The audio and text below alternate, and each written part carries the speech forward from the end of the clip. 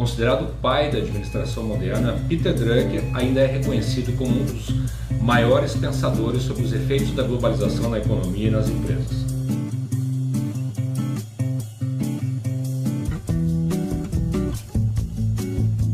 Essa semana estou trazendo para você as dicas daquele que foi considerado o papa da administração moderna.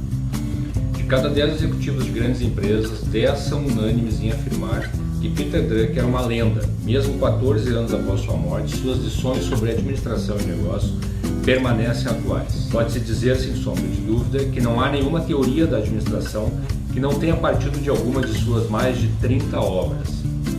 Reconhecendo a importância de seu trabalho, eu garimpei alguns conselhos que acredito que você possa aplicar em seus negócios. Aqueles que fazem com amor sabem o que estão fazendo. Sim, você precisa amar o que faz, isso também é chamado de paixão. Pense comigo, você realmente acredita que caras como Steve Jobs, Elon Musk e Bill Gates passariam tanto tempo no mundo da tecnologia se eles não gostassem? Encontre sua paixão, porque é lá que estará o lugar para começar seu caminho para o sucesso como empreendedor. Empresários bem-sucedidos não esperam por uma ideia brilhante, eles vão trabalhar. A paixão sem ação é como ter uma Ferrari na garagem sendo coberta de poeira. A realidade é que aqueles que tomam uma atitude, ou seja, se põem em ação, ganham a corrida sobre aqueles que não fazem. Pare de adiar o que você precisa fazer e vá ao trabalho. Boas ideias podem surgir pelo caminho. Qual é o nosso negócio? Essa é a pergunta mais simples que você pode fazer a si mesmo, mas também a mais complexa de responder. Pense bem, qual é o propósito e a missão do seu negócio? Você está claro em seu propósito?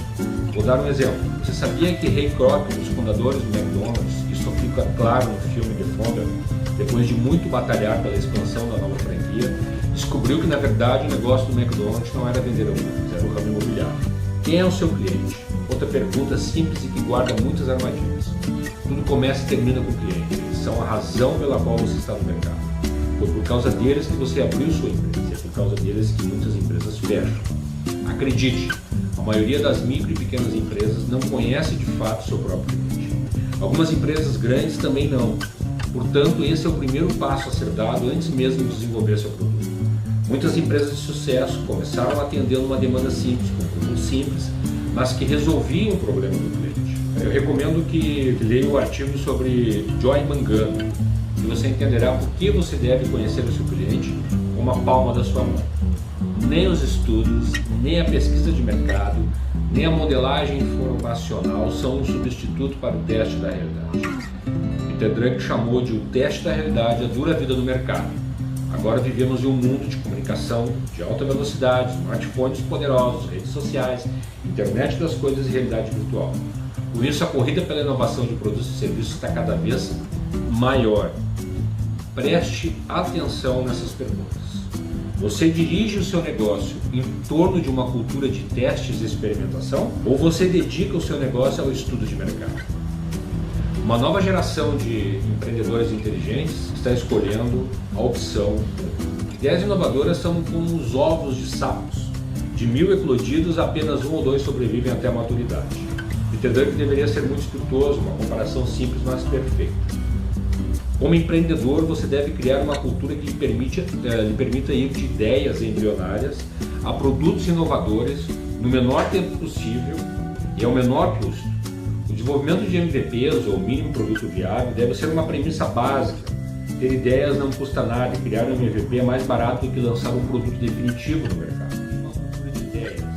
Os verdadeiros empreendedores entendem que isso faz parte do jogo e estão dispostos a testar 1000 ideias para encontrar aquelas que são fortes o bastante para sobreviver até a maturidade.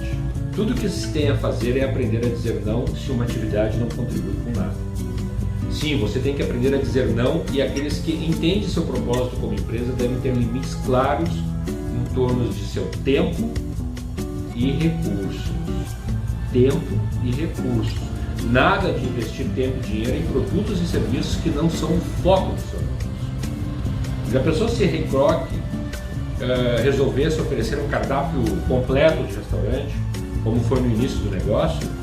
Simplesmente não seria o McDonald's. Muitas vezes, uma droga prescrita destinada a uma doença específica acaba sendo usada para alguma outra doença bastante diferente.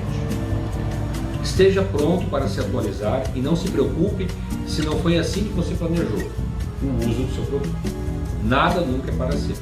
Como Peter Drucker disse, algumas das maiores histórias de sucesso nos negócios são o resultado de uma mudança de direção com base na resposta do mercado com uma surpreendente e nova utilização do produto. O que eu quero dizer com isso? Um exemplo. Em 1886, um farmacêutico chamado John Still criou um tônico para o cérebro, que anos depois passou a ser chamado de Coca-Cola. O Listerine, o antisséptico bucal, foi criado em 1879 como um antisséptico para procedimentos cirúrgicos e era usado também para lavar o chão. Thomas Adams Jr. foi apresentado a uma resina vegetal de uma planta chamada Sapota zapotila. Com essa resina tentou fazer brinquedos, máscaras, botes infláveis e pneus de automóveis. Nada deu certo. Algum tempo depois compreendeu que essa goma deveria ser vendida como era originalmente utilizada. Nasceu o chiclete Adams. Conclusão: o austríaco Peter Drucker deixou escola. Ele afirmava que a empresa que conseguir vender produto e serviço certo para o cliente certo, com a distribuição adequada, por um preço adequado e no momento oportuno, verá seus esforços de venda reduzirem-se a quase zero, ou seja, a venda tornar-se automática em função da demanda ter sido corretamente equacionada e trabalhada. Portanto, estude sempre, antes, durante e depois que seu negócio for aberto. Atualize-se e esteja atento aos movimentos do mercado.